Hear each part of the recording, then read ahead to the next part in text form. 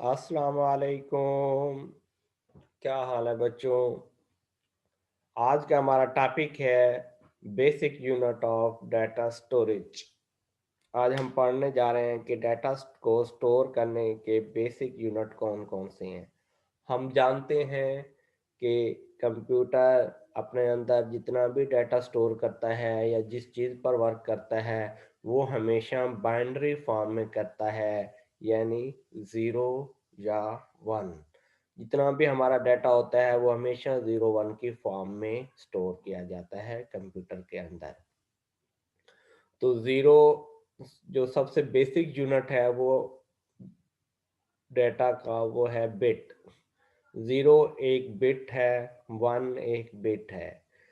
Computer जितना भी work करता है वो हमेशा बाइनरी डिजिट पर करता है, और बाइनरी डिजिट हमारे पास कौन कौन से हैं? ज़ीरो और वन। ज़ीरो और वन को हम क्या कहते हैं? Bit. One bit take one store location in the memory. Memory में वो एक लोकेशन लेता है स्टोर करने के लिए।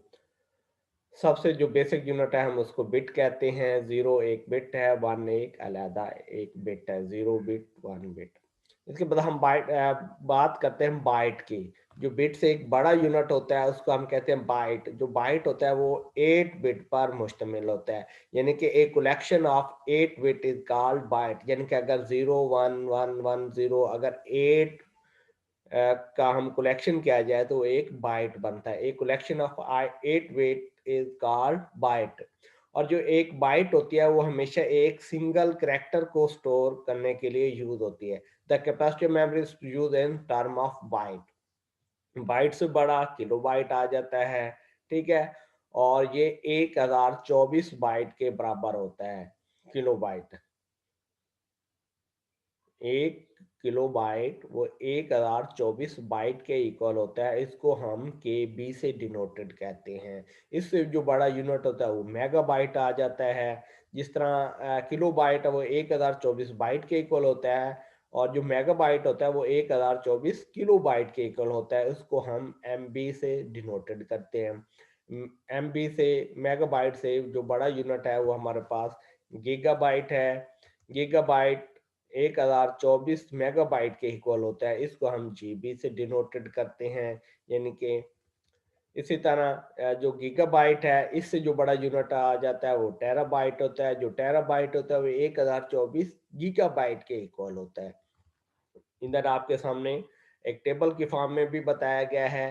किलो बाइट को हम के या केबी भी कहते हैं, मेगाबाइट को एमबी कहते हैं, गीगाबाइट को जीबी कहते हैं, टेराबाइट को टीबी। अगर हम सिर्फ बाइट की टर्म में कहें, जो किलो बाइट होता है वो 2 की पावर 10 के बराबर होता है। अगर 2 की पावर 10 होता है वो 1024 के इक्वल होते हैं। जो मेगाबाइट होता है 2 की पावर 20, गीगाबाइट 2 की पावर 30 होता है। जो टेराबाइट होता है 2 की पावर 40 के इक्वल होता है। यानी कि 2 की पावर 20 होता है वो अबाउट 1 मिलियन के इक्वल होता है। अगर हम बाइट्स में, ये बाइट्स की टर्म में बताया गया है। समझ आ गई? जो बेसिक ज़ीरो और वन जो बाइनरी फॉर्म होती है उसको हम बिट कहते हैं, और जो 8 बिट होती है उनको हम बाइट कहते हैं। 1024 बाइट को हम कहते हैं किलो बाइट। 1024 किलो बाइट को हम एक मेगाबाइट कहते हैं। 1024 मेगाबाइट को हम क्या कहते हैं? गीगाबाइट। और 1024 गीगाबाइट को हम क्या कहते हैं? एक टेराबाइट। ये इसके हमारे पास बेसिक यूनिट थे। इसके बाद हम बात करते हैं वर्ड। क्या? A word is number of bite in common unit for data defined the computer normal size of register. ये एक रजिस्टर के इक्वल होता है। The length of word is different in different computer. Her computer में word की जो length होती है वो हमेशा डिफरेंट होती है। The large word indicate more powerful computer. यानी कि अगर एक कंप्यूटर के अंदर अगर वर्ड की लेंथ ज़्यादा होगी तो इट मीन कि उसका वो पावरफुल होगा। ये नीचे कुछ कॉलम की शेप में बताया कि जो 1 बाइट होता है उसमें 8 बिट होते हैं, 2 बाइट में 16 बिट, सिंगल वर्ड में 32 बिट होते हैं। सिंगल वर्ड जो एक वर्ड होता है वो एक्चुअली 32 बिट के इक्वल होता है, या हम 4 बाइट भी कह सकते हैं, क्योंकि एक बाइट में हमारे पास कितने होते हैं? 8 बिट।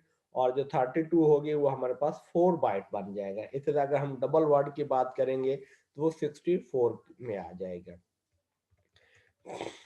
नीचे कुछ न्यूमेरिकल प्रॉब्लम सॉल्व हैं कि कन्वर्जन यानी कि अगर एमबी हमारे पास हो तो हम उसको बाइट में कैसे कन्वर्ट करते हैं या किलो बाइट में कैसे कन्वर्ट करते हैं। ठीक है।